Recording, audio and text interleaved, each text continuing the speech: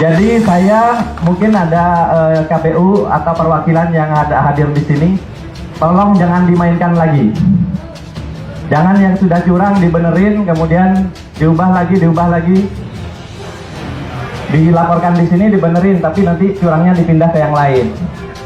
Nah ini jangan sampai seperti itu, karena kita punya rekamannya dari menit ke menit.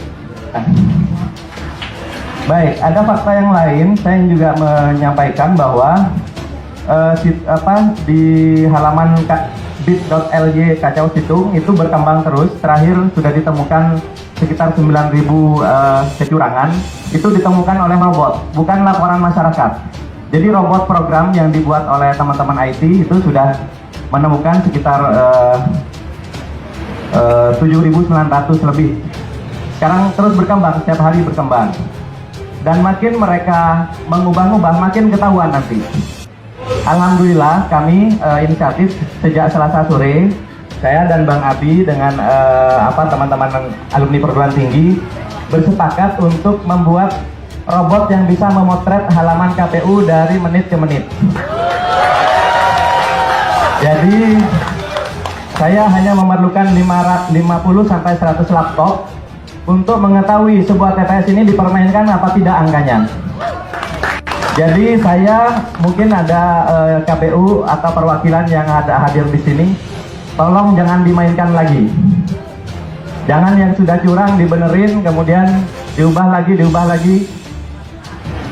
dilaporkan di sini dibenerin, tapi nanti curangnya dipindah ke yang lain. Nah ini jangan sampai seperti itu, karena kita punya rekamannya dari menit ke menit. Setiap halaman sampai ke TPS. Jadi nanti boleh di-query, boleh ditanya ke mesin kami, TPS ini pernah berubah berapa kali angkanya, ya. Jadi, dan sistem ini kami tidak menghabiskan 24 triliun. Ya. Jadi, sistem saya hanya perlu menyewa laptop 700.000 kali 100 laptop, penjual 70 juta.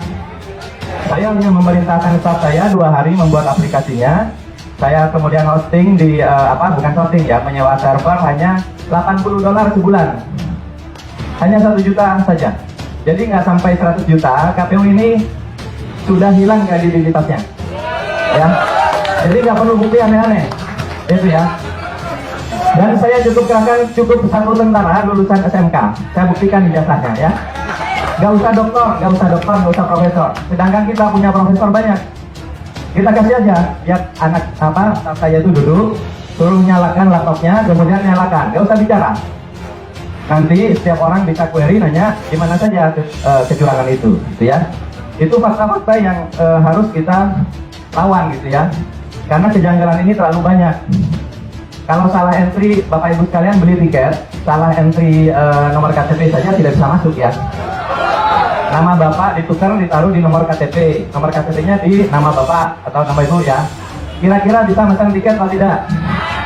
Baik, kalau Bapak Ibu transfer uang dari handphone Bapak Ibu sekalian, berapa kali memasukkan PIN? Minimal 2 kali, gitu ya. Ada yang harus membaca token dulu, ada yang terima SMS dulu, ada juga yang hanya password dan konfirmasi PIN ya di awal pada saat membuka. Tapi apakah di sistem KPU itu terjadi?